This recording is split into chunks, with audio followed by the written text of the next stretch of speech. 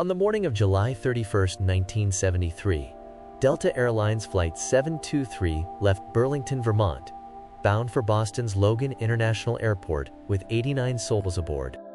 Visibility was very low in Boston on that day, with thick fog and a cloud ceiling of only 400 feet. The crew had to rely on sensory instruments to land.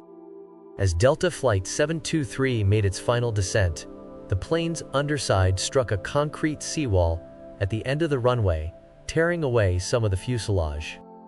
The plane then slammed into the ground, broke apart, and erupted into flames, causing debris to be scattered for hundreds of feet.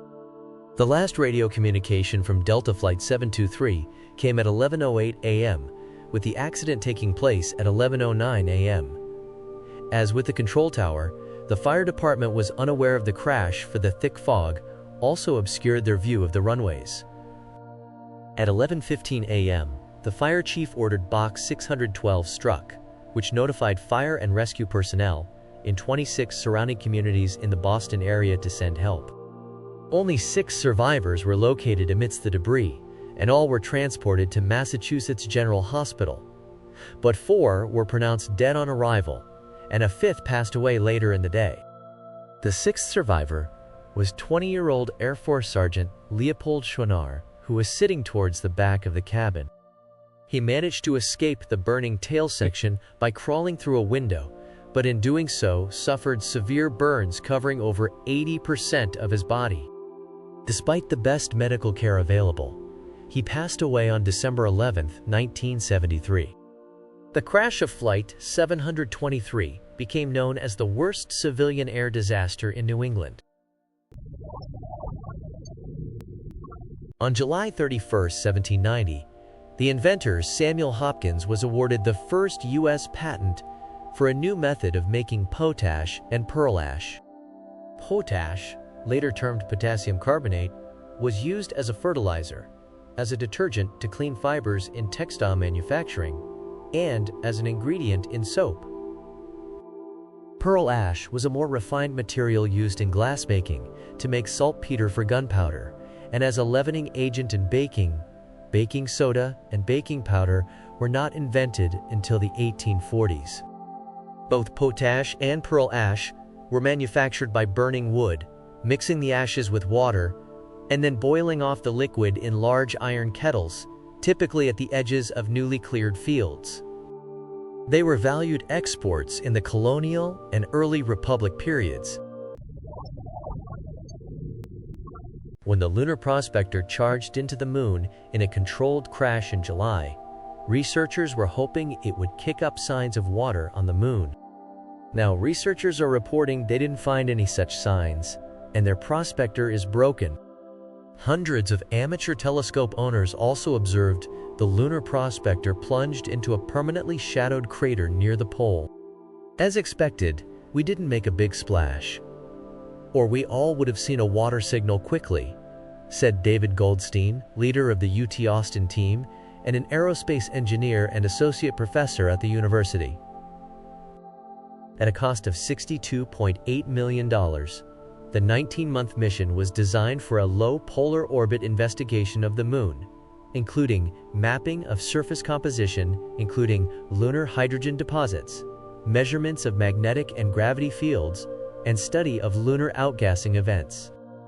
The mission ended July 31, 1999, when the orbiter was deliberately crashed into a crater near the lunar South Pole, after the presence of hydrogen was successfully detected. Eyewitnesses reported a smell of gas and white smoke coming out of manholes near Kaisiwan 3rd Road and Ersheng 1st Road in Xianjin District on the 31st of July 2014 at 2046, over 3 hours prior to the incident. The explosions occurred later at 23:57. Witnesses reported seeing fireballs soaring into the sky and flames reaching 15 stories high. The blasts ripped up roads, trapped and overturned cars and fire trucks, and caused a blackout to the electrical grid. About 6 kilometers of road length were damaged.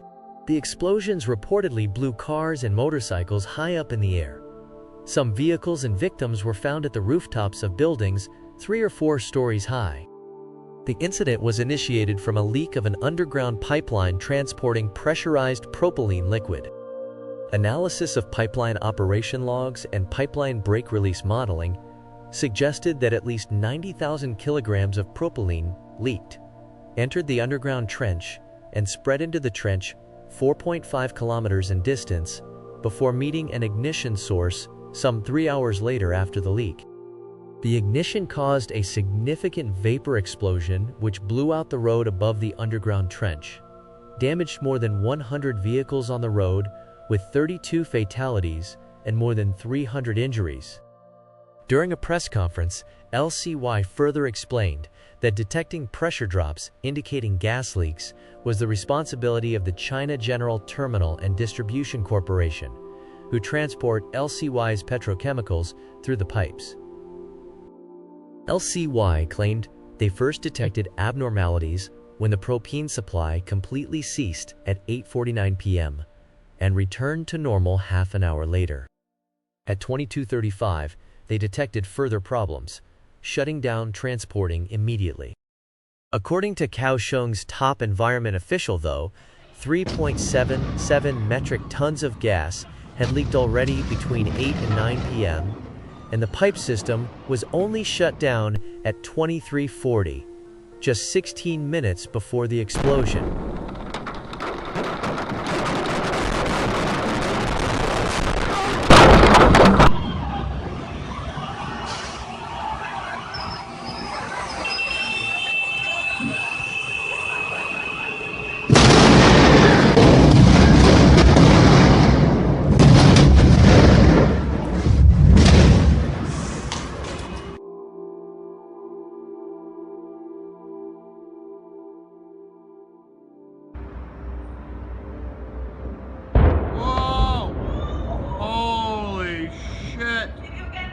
Fuck yeah, I'm videoing it. What the fuck?